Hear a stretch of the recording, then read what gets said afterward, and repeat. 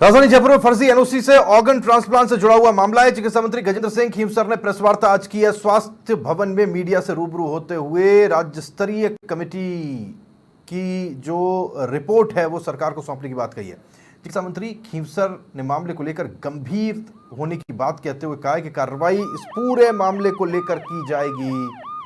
जांच कमेटी ने मंत्री को अपनी रिपोर्ट सौंपी। कमेटी की जांच में सामने आए कई महत्वपूर्ण तथ्यों को लेकर अब यह बात स्पष्ट है कि यह अब कोई सीक्रेट नहीं रहा, ये ओपन सीक्रेट है। पैसों के लेन देन को लेकर सीक्रेट रिवील हो चुका है, पर्दा उठ चुका है। जांच में 4 सरकारी जबकि 11 निजी अस्पताल शामिल हैं। बीते 1 साल में प्रदेश में 945 ऑर्गन ट्रांसप्लांट हुए।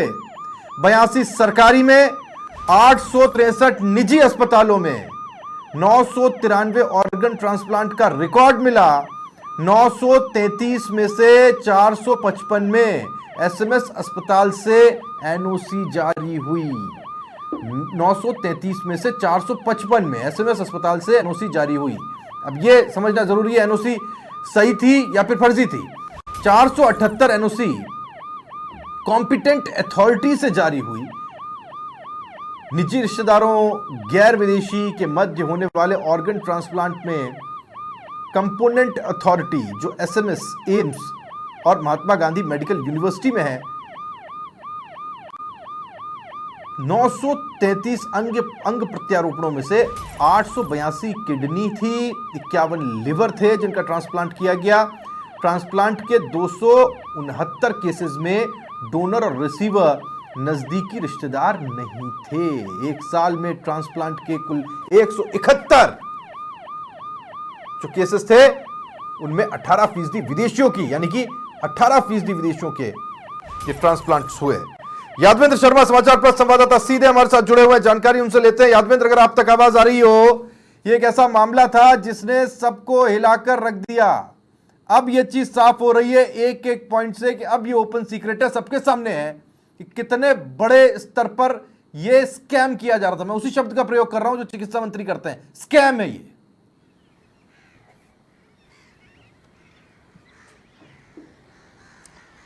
राहुल, देखिए, जो स्कैम चल रहा था और स्कैम 2020 से चल रहा था, इस बात के 2020 से जो स्कैम चल रहा था उसके एविडेंस जो है वो विभाग के पास मौजूद है। और देखिए, विभाग ने आज उनके जो महकमे के जो चिकित्सा मंत्री उन्होंने चीख चीख करके पूरे प्रेस कॉन्फ्रेंस में बताया कि मेरे पास इस पूरे स्कैम से जुड़े हुए, इस पूरे रैकेट से जुड़े हुए पूरे सबूत मौजूद हैं। और ये स्कैम जो रचा जा रहा था, खेला जा रहा था, ये पिछली कांग्रेस सरकार, पूर्ववर्ती कांग्रेस सरकार से चला रहा था, जिसका पावर सेंटर जो एक शख्स के पास था, जिसकी हम लगातार बात करते आ रहे थे। मैं उस शख्स का नाम नहीं लूंगा, लेकिन उस पावर सेंटर से पूरा रैकेट चल रहा था और जिसके चलते यहां पर पिछले 3 साल से कोई भी स्टीयरिंग कमेटी की मीटिंग नहीं हुई। यादवेंद्र,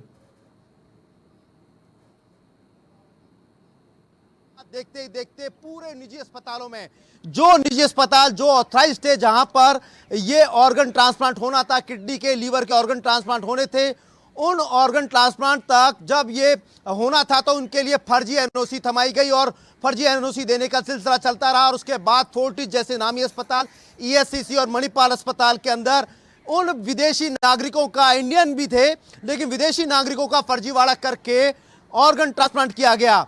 सबसे बड़ी बात 269 वो डोनर और रिसिपिएंट सामने आए जिनका कोई ब्लड रिलेशन नहीं था। जो एक्ट बना हुआ उसके तहत ब्लड रिलेशन होना चाहिए था, लेकिन विभाग ने ये गलती मानी है कि इस महकमे में बैठे हुए उन कारिंदों की वजह से, उन अधिकारियों के चलते, उन डॉक्टर्स की मिलीभगत से आप बहुत बड़ी बात कर रहे हैं। यहाँ पर विभाग में जो गलतियां हुई, जो चूक हुई, आप जो बात कर रहे हैं उसकी टेक्निकलिटी में मैं जा रहा हूं और मैं ये सवाल जनता के सामने रखता हूं। जो आप कह रहे हैं उसको थोड़ा समझाने की कोशिश करते हैं। जो यादवेंद्र कह रहे हैं वो कह रहे हैं ह्यूमन ऑर्गन ट्रांसप्लांट एक्ट 1994 का जिक्र करते हुए ये एक्ट साफ साफ ये बात कहता है कि डोनर और रिसीवर नजदीकी रिश्तेदार होने चाहिए, पैसे का लेन देन नहीं होना चाहिए, ताकि जो भी काम हो वो ह्यूमैनिटी के लिए हो, मानवता के लिए हो। लेकिन अगर ऐसी परिस्थिति में कोई व्यक्ति है जिसको बहुत ज्यादा जरूरी हो, उसके लिए अपवाद रहते हैं, लेकिन उस अपवाद की स्थिति में भी एक कमेटी है जो तय करे, देखे भाले जाने और फिर वो एनओसी जारी करे। अब उस कमेटी की बैठक तो होती नहीं थी यादवेंद्र। अब ये तो वो तालाब है जहां सारी मछलियां गंदी हैं।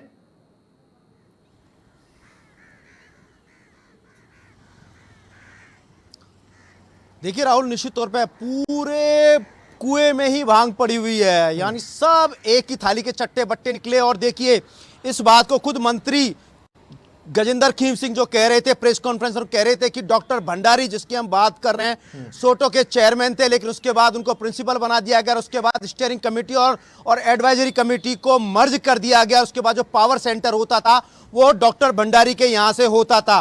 और उसके बाद देखिए, जब एक ही जगह से जब पावर सेंटर से सारा खेल चलता था तो उस दौरान मीटिंगें बिल्कुल नहीं हुई। तो ये कैसे हो सकता है जब मीटिंग नहीं हो रही है और ऑर्गन ट्रांसप्लांट हो रहे हैं? वो भी केवल, देखिए सबसे बड़ी बात है यहां पर अभी तक विभाग ने अपने जो सरकारी महकमे के जो डॉक्टर्स हैं उनका यहां पर बचाव किया है। केवल निजी डॉक्टर्स जो हैं फोर्टिस अस्पताल हो, ईएससीसी और मणिपाल पर उन्होंने पूरे आरोप लगाए हैं और ये कहा है कि उनके डॉक्टर्स जो थे वो किडनी का रैकेट चला रहे थे, ऑर्गन ट्रांसप्लांट का रैकेट चला रहे थे फर्जीवाड़े से। लेकिन एसएमएस के अंदर भी यहां पर जो ऑर्गन ट्रांसप्लांट हुए, और देखिए जब मीटिंग नहीं हो रही थी, मीटिंग क्यों नहीं हो रही थी? तो यानी अनभिज्ञता नहीं थी, सब लोग जानते थे मीटिंग नहीं हो रही है, उसके बाद एनओसी दी जा रही है। किसके इशारे पे पूरा खेल चल रहा था? ये जो सोटो की हम लगातार बात करें, सोटो के चेयरमैन थे, सोटो के चेयरमैन से उनको हटा दिया था। बावजूद इसके उनको इस तरह की पावर शक्तियां मिली, उनको पावर मिली हुई थी जिसके चलते वो वीसी भी थे और साथ में सोटो के चेयरमैन की भूमिका भी निभा रहे थे। यानी और सारे डॉक्यूमेंट्स उन्होंने पेश किए हैं और उसी पावर सेंटर पर रहते हुए ये पूरा खेल चला गया, जिसमें पूरा खेल रचा गया पूरे फर्जीवाड़े का। बिल्कुल, सोटो के चेयरमैन, मैं जो महत्वपूर्ण बात कह रहा हूं, जिस बात का चिकित्सा मंत्री बार बार जिक्र करते हुए कहते हैं कि एक ऐसा पावर सेंटर डेवलप किया गया था डॉक्टर भंडारी के लिए कि वो जो फैसले लेते थे वही सर्वमान्य होते थे, वही आखिरी होते थे। इसके अंदर सरकार का कोई इन्वॉल्वमेंट रहा ही नहीं था। सरकारी अधिकारी जो उस कमेटी के अंदर होना चाहिए था उसको बाहर निकाल दिया गया। यानी जो भी फैसले थे ये यूनानिमसली एक व्यक्ति की तरफ से लिए जा रहे थे, उसके अंदर किसी दूसरे कोई हस्तक्षेप नहीं होता था, यानी प्रॉपर दादागिरी थी।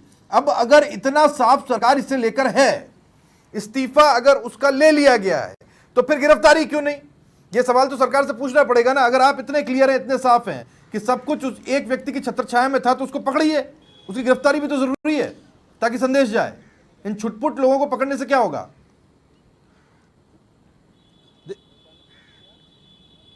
देखिए राहुल, मैंने इस बात का जिक्र किया, मेरी मंत्री जी से हमारी बातचीत हुई, हम गजेंद्र किशोर से मैंने सवाल किया कि इस पूरे प्रकरण में फर्जी सिग्नेचर करके दस्तावेजों का दुरुपयोग किया, सरकारी दस्तावेजों का दुरुपयोग किया गया। और सबसे बड़ी बात है राहुल, बुलंदशहर से कुछ डोनर और रिसिपिएंट के जो विभाग के जो वहां के डॉक्टर जो थे उन्होंने कुछ लेटर भेजे थे यहां पर, और इस कमेटी को भेजा था डॉक्टर भंडारी के पास। वो लेटर आए थे और ये कहा गया था कि ये जो ऑर्गन ट्रांसप्लांट हो रहे हैं क्या ये ऑथराइज्ड हैं या लीगली रूप से जो एनओसी मिल रही है क्या वो वाकई में सही है या नहीं है।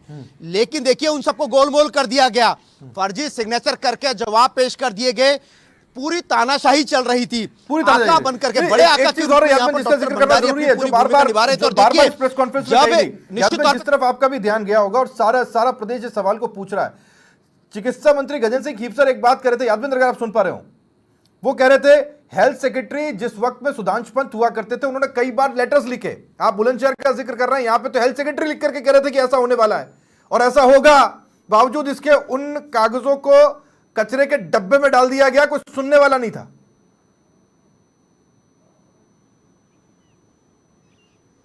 इसलिए हम लगातार इस बात सवाल उठाते आ रहे हैं कि आखिरकार डॉक्टर भंडारी के खिलाफ मुकदमा अभी तक दर्ज क्यों नहीं किया गया। डॉक्टर भंडारी नहीं, मणिपाल हॉस्पिटल की हम बात कर रहे हैं।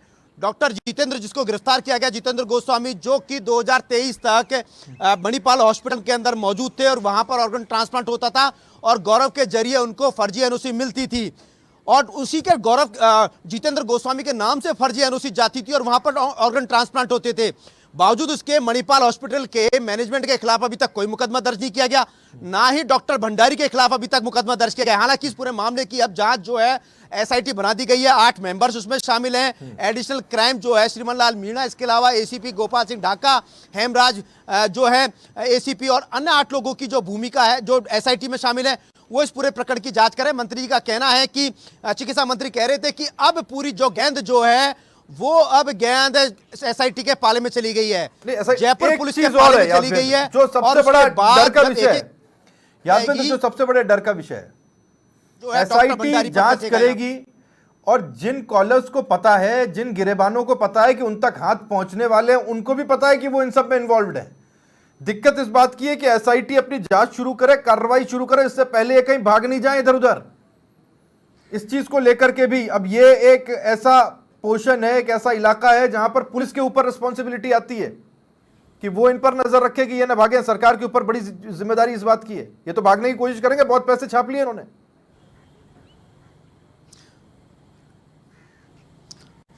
बिल्कुल राहुल, देखिए सबसे बड़ी बात है कि अभी तक विभाग की ओर से जब पूरी खामियां पाई गई है, पूरा फर्जीवाड़ा पाया गया डॉक्टर भंडारी के खिलाफ, पूरा डॉक्यूमेंट्सली प्रूफ उन्होंने दिखाए हैं, पूरे प्रेस कॉन्फ्रेंस के दौरान पूरे एविडेंस दिखाए। हमारे पास भी एविडेंस है। इन पूरे एविडेंस में ये बात तय हो गई है कि पावर सेंटर जो था जनरेट हो रहा था वो डॉक्टर भंडारी के यहाँ से हो रहा था। पूरी तानाशाही के साथ वो अपनी मनमर्जी चला रहे थे।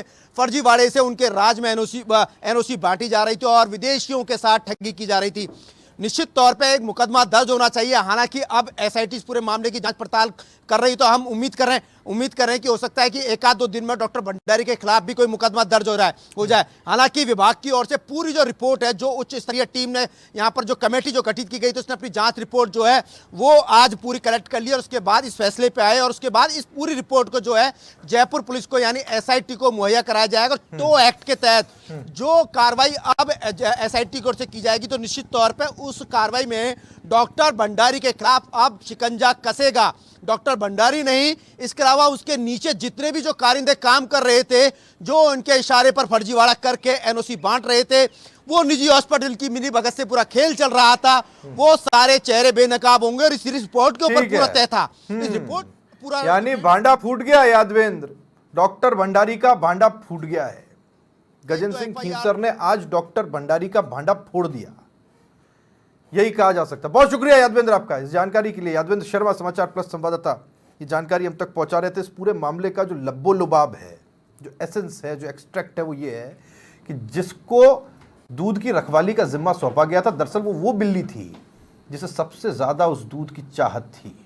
वो कौन था, ये आज बार बार गजेंद्र सिंह खींवसर ने अपनी प्रेस कॉन्फ्रेंस में बताया है। उम्मीद की जानी चाहिए एसआईटी जल्द से जल्द कार्रवाई करते हुए ये जो भांडा फूटा है और जिसका फूटा है उसे लपेटे मिलेगी।